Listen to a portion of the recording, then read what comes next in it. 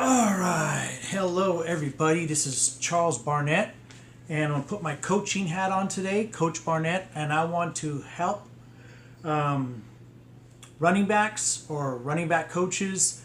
I have some really good motivation or tips to help your running back or to help you play better running back. My oldest son, who is now playing college ball, was in the youth, I tried to figure out ways that could help him understand and learn quicker. And he's a very smart individual, very phenomenal athlete. But ways to help him and also his friends who I was coaching to assimilate the fundamentals of certain positions. And today I'm going to be working with the running back. And I even developed drills that would help them incorporate fundamentals into their technique and mechanics quicker and to assimilate it, because we know it's terminology, it's how they understand it, receive it, perceive it, and the easier it is for them to grasp it and apply it, the quicker they can actually become better players, and then it becomes second nature, or they don't even have to think about it. They begin to do these things, and then they actually can have some fun playing the game. I do have some notes, and I'll flash this up again later on in the end of the video. But running back, 4 phases of a run. What is the makeup or the body of a run? There are 4 phases that make up the run that every running back needs to know. Even receivers need to know this, quarterbacks need to know this, anybody that's going to run the ball needs to know this. There's a little bit different aspects for those positions, which I've learned to adjust to it, but we're just going to deal with the running back. And you have to, the first phase is explode, the second phase is burst, and the third phase is hold, and then the fourth phase, of course, is TD, touchdown. And then I came up with a slogan that could help the athletes remember these rules or laws or these 4 phases of the run so that they could take mental reps, or when they're in practice, they can go over these things in their head. They can go over it at home. Coaches could constantly, repetitiously teach it so that those keywords will stick in their heads. Once the athlete knows these phases, it's easier to coach them per particular phase that they need help in, because the foundation's already there. Like I said, I did this with my son, Andre Barnett, and he was a phenomenal running back in the youth level and in high school. And now he's playing junior college, and hopefully he will end up getting a scholarship to play in a bigger college. But this helped him, helped his friends, some of them that are also playing college ball now. And I want to share it with you. Number 1, explode. Okay, explode. There's some things we got to break down about exploding. Number 1, a running back has to have explosion.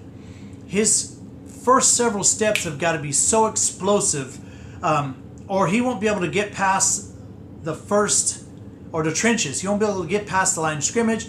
He won't be able to get past the first phase of the run.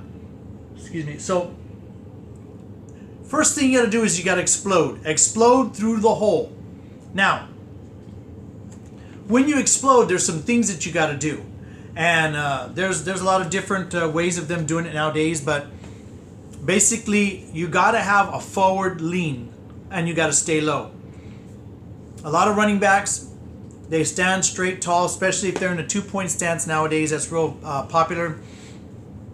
If you're in a 3-point stance, there's no other ifs, ands, and buts about it. You got to go down. Your hands got to be on the turf, and so it's easier to stay lower, even though some guys still pop straight up. But you got to explode, you got to stay low. You got to stay low. You got to keep a low stance, and when you explode, you have to have a forward lean. A lot of guys are standing straight up like this, and they'll pop straight up. They'll be like this, and they'll get the ball, and they'll pop straight up. They won't lean forward and stay low. So they got to stay low, and they got to have a forward lean, not come up. As soon as you pop up straight up, you've lost your explosion. You have no more explosion. Okay? And you've lost everything in your run. So if you can stay low and have a forward lean, then you have explosion like you're being shot out the barrel of a gun. Now, so in this explosion, we know that they take the ball, clamp down like this, depending on which side the quarterback's on, that arm is going to be up. The ball comes into your gut and you take off. In a regular offense where the quarterback is under center, most of the running backs will get the ball close to the line and just clamp down, and they got a designated hole that they're going to run through. So they'll clamp down and they'll take off with a forward lean, exploding as fast as they can go through the hole.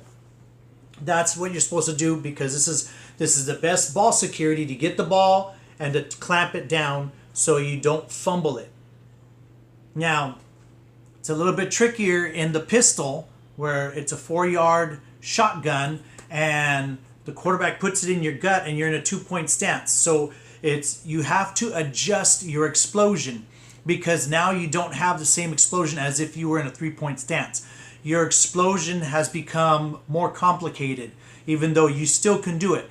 The true running back, the talented running back that is explosive and fast, has good field vision, they can thrive in this system because they're it. If you're not a good running back, you're going to have a hard time thriving in the pistol, because you're missing some things that you have to have for that position.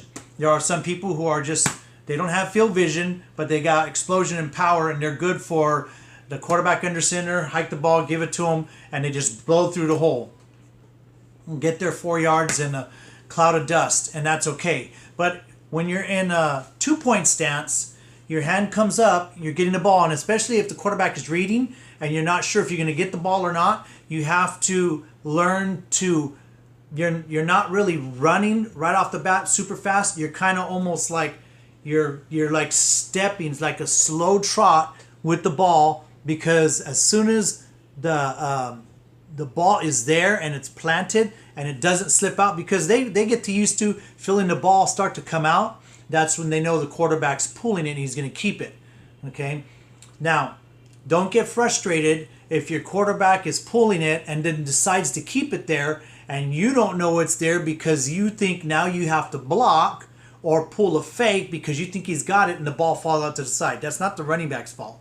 That's the quarterback's fault. The quarterback has to be decisive if he's going to keep the ball there or not. But as a running back, you have to get the ball, and as soon as you know it's there, clamp down on it, then you can take off. It's a lot harder in a 2-point stance, but you can do it. A lot of good running backs can do it. And the key is to stay low with a forward lean on your toes. Like I used to tell my son, because he played a lot. You're getting tired, you get set up, you're flat-footed because you want to conserve energy. You're flat-footed, and that's good. But as soon as the play is about to start, rock toward your toes. In other words, your heels should come off a little bit. And the reason why is if you're going to explode, you're going to have to move off your heel. You're going to have to move off your heel to your toes to explode anyways. So eliminate that one movement, makes you faster. Lift up your heels and roll to your toes. You're already there, so you can take off. So your explosion, you got to explode into whatever the play is, whatever the zone read is. If you're going to the left and you're reading if you're going to be able to find a hole in the middle of the line, or you're going to have to go off tackle, or maybe it's a stretch play and you take off and you know the quarterback's giving it to you, so you can just go. The quarterback gets the ball in the pistol and he gets it, boom, puts it there. You can just take off. You can just take your step and boom and go. Now you always get the ball like this, always, or if it's this side, however. You always get the ball. Excuse me. Hope something's not. I hope I'm not getting bit here. You get the ball and you hold it and you tuck it, and you go to the next phase of the run. The next phase of the run is called a burst. Now, when you burst, is once you get past the line, once you get towards the secondary, you want to tuck the ball. Okay, now you're low and you're going through, and now you're making a transition. Whichever side the sideline is, or the most protected side, is you would bring the ball in here. And used to be high and tight here. They don't do that anymore because it's real easy to pop the ball out. So they come across the chest, tuck it down in here tight while covering the top of the ball, and it's across your chest. And then you'll pump, okay? So tuck the ball, and now you're bursting to sprint. And so you just came out of your explosion, you're opening up, and you're taking off. You're going to have smaller choppy steps because you're supposed to be low as you're opening up, and you tuck this arm. Now your arm shouldn't, you're not in a full, once you're in a breakaway, you can full out sprint, but you're doing this. You got to pump your arms. A lot of guys don't pump their arms. They pump them real low, or they don't even pump them at all. They're all out of whack. You got a nice, clean pump, efficient and speed. You got to pump because that's like 30% or more of your run.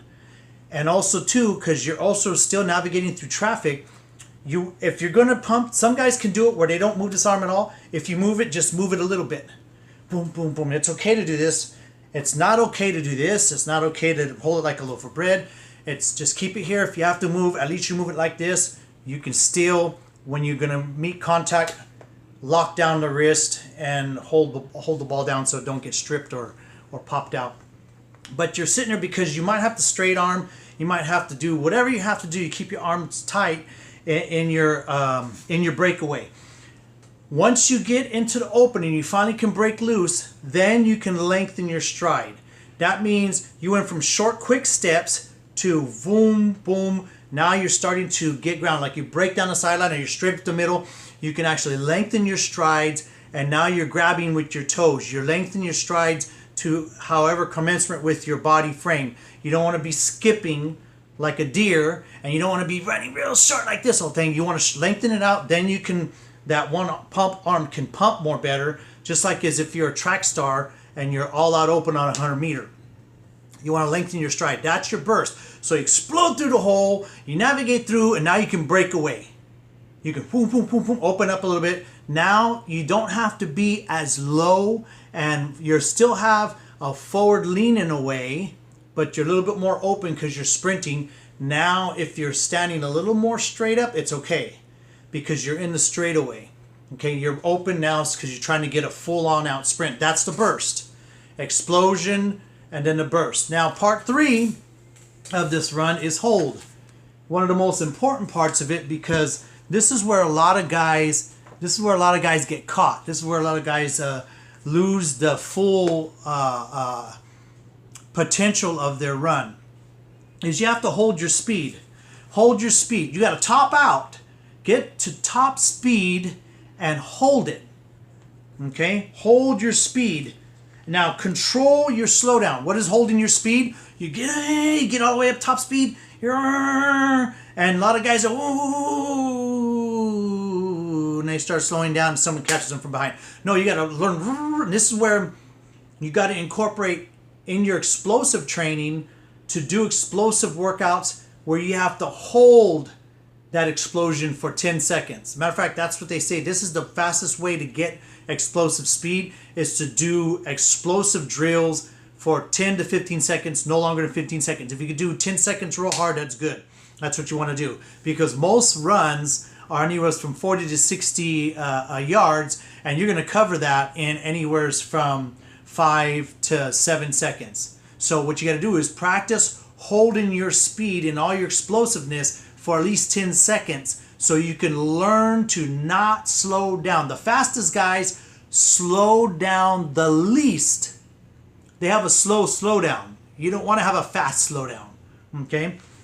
So control your slowdown. You want to be able to open it up and hold it all the way through. Ooh, and don't even think about slowing down till you pass the goal line. Okay? You boom, go all the way through. My son was really good for that. He'd go all the way through, boom, and he would still coast all through in the end zone. He'd be coasting around on his slowdown, because you don't want to get caught from behind, because he's done that before. He's gone all out and caught guys from behind. They thought they had a touchdown, and bam, they get caught on the 10-yard line. Is because they slowed down. They didn't hold their speed. You've got to hold your speed. You got to have an explosion, a burst, and a hold. Hold, okay? And then the last part is number 4. It's the TD, the touchdown. Scoring is the goal. It's the finish of the run, is to score a touchdown. You got to score. You got to make touchdowns. If you want to win the game, you got to score points. Also, you got to strive for positive yards. Maybe you're not going to get the touchdown, but there's an opportunity to get positive yards. That's what you got to do. Explode, burst, hold, get positive yards. If it's 1 yard, if it's half a yard, if it's 8 yards, if it's 10 yards, 15, 20, 30, whatever it is, that's what you want to get. Positive yardage, because you're not always going to make a touchdown, even though that's your ultimate goal. You still can get positive yardage. And get the first down. Always, always, always get the first down. If you can't get anything else, have this stuck in your mind. First thing I'm going to do is get that first down, and then I'm going to get positive yards. I'm going to get that first down, and after I get that first down, now I'm getting that TD. Okay, so that's the basic 4 phases of a run that every running back should know if he wants to be a successful running back. And there's a slogan I made so that they can understand it. And here let me see if I can put this right here so that for a brief few seconds you can see it, and you can freeze the recording and get the notes on this so that you can teach and train your running backs. The slogan is explode, burst, hold, and TD. Ready? Explode through the hole, burst to top speed, hold that speed till you get a TD. And we'd say that. Explode through the hole, burst to top speed, hold that speed till you get a TD. And you could do these things. You could say explode. This is explode. You don't have to have a ball to do it. You can just go through the motion. Okay, ready? Explode through the hole, burst to top speed, hold that speed till you get a TD, right? So explode through the hole, burst to top speed, hold that speed till you get a TD. It's that simple. So remember, we've got to explode through the hole, burst to top speed, hold your speed till you get a TD, get the first down, get positive yardage. Always stay low, have a forward lean, stay on your toes, be elusive. You can break down and have harder plants if you stay low with a forward lean. Your jump cuts, your back cuts will all be more effective if you can stay low and explosive. In your bursting, you'll be able to do speed cuts, boom, real quick speed cuts, or even change a direction a lot more smoother if you have a clean burst. And then hold it. Hold that speed, ball control. Don't fumble the football. Don't handle the ball like you're, some celebrity superstar. Just keep that ball tucked. If you have to transition because you're coming across the field, just quickly switch it like this and pull it right across. Remember, you cross your chest. You don't have to come up here no more. It's real simple. Boom, boom, boom, boom. Come across, nice and short. It's all real quick now. And then if you're gonna meet the safety or linebacker or somebody, don't go back to this right here, because that's how they fumbling, popping the ball out now. Just lock the wrist and hold it down, lower your shoulder, and that ball's not going nowheres. You get the ball like this, and once you transition here, do not go back. Lock it down right here. Something that Tiki Barber started teaching and explored like 15, 20 years ago. And this is really popular here. My son uses it. It's really good. You clamp down and boom, lower your shoulder. They're sitting there trying to punch the ball. It's not coming out because you locked the wrist down. Same thing on this side. Just lock down your wrist, hold it tight, lower your shoulder, keep your helmet up, and you'll be good. So I hope this helps you out, coaches, running backs. Remember, you can become successful if you incorporate these basic phases to the anatomy of the run. And if you'll follow them, you'll always do well. And you'll be a very clean, good running back. And the more efficient you are, the more better and faster you'll be. So thank you. I hope this helped you out. This is Charles Barnett, Coach Barnett, with Running Back Helps for you. And you have a wonderful, blessed day.